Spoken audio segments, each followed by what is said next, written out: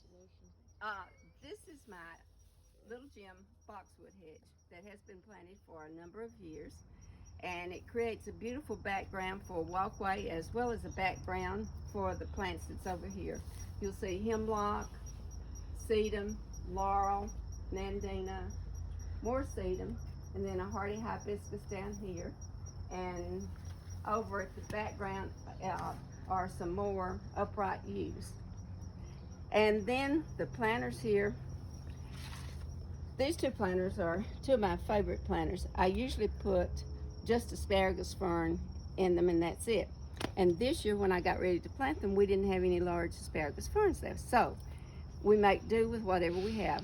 So we have plumosa, which is an asparagus fern, and then your spring rye asparagus, and then ajuga. It's the first time I've ever used the variegated ajuga in one of my planters, but it's quite pretty. Good. Sarah, would you show us a close-up of the hibiscus? It's so beautiful. Yes, I think the stem is gorgeous too. it is, and of course it dies back in the wintertime, and it's just a nice surprise in the spring. This is a book, a garden ornament that Chuck gave to me probably 30 years ago. The company doesn't even make them anymore. And when it's kind of like a tombstone, you get to where you can't read the writing. And this was about family. And now I can't read the writing, but I remember it was really nice about family. Just another container of creeping Jenny and different types of coleus. And over this way, and in the midst of all, and you can see the backside of the hardy hibiscus, there's periwinkle that is a ground cover, and all the other plants have just grown up in the midst of it. Tell us about this. And behind us we have angel blush hydrangea, which, as you can tell from the bark, has been planted many years. And then the ground cover that I have here is just ivy, hardy ivy. And then over here is another upright yew, and you'll see lots of these because Chuck's daddy was one of the best in growing yews. So, and then a Mahonia holly. And then hidden over here between the nandina and the yews is nacuba that I do a lot of cutting on for flower arrangements. And we'll go this direction then.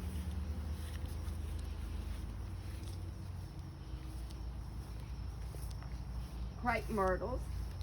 And then this is one of my real prizes, which is a Natchez white crepe myrtle, and it's probably the largest crepe myrtle in Putnam County. A magazine did an article on this one time, and especially about the bark, which is like a paper bark on it.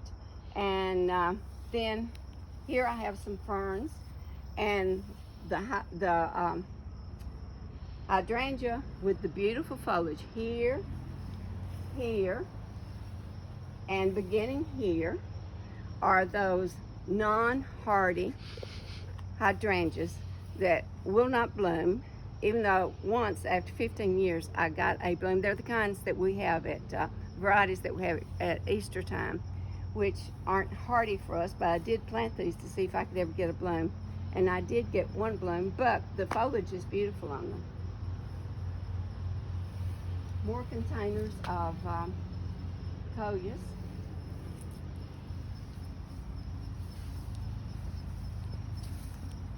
Smoke bush.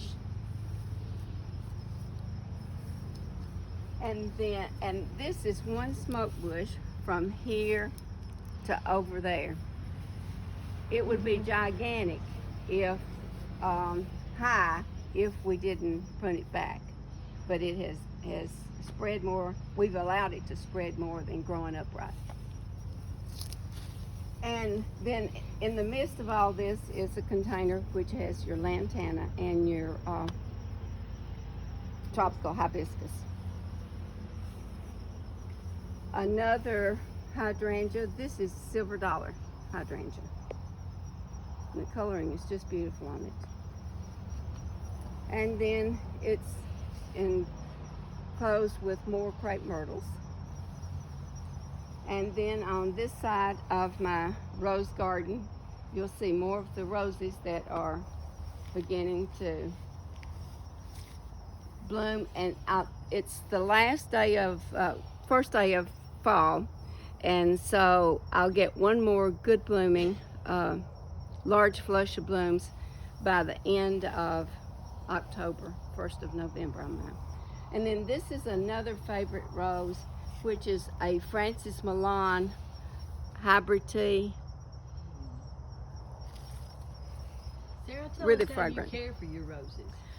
Well, usually I always fertilize in the spring. After I cut them back and de-winterize them, I always spray the roses and the soil around them to prevent any winter disease from carrying over into the spring. And then I feed them a slow releasing fertilizer, and then I feed them an organic food, which is the rose tone.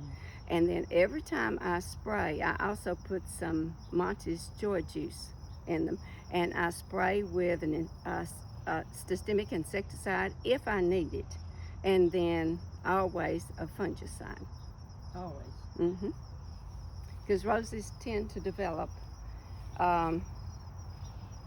lots of issues unless they're cared for. But this year I have sprayed 3 times, and that's all. Normally I spray about every 14 days, but been a little busy this year, so they'll get one more spraying before I winterize. And there are a lot more disease-resistant roses that's on the market these days, and that's what I'm trying to plant more of. Tell us about the lily. Oh, this is a blackberry lily, which has an orange bloom in the springtime.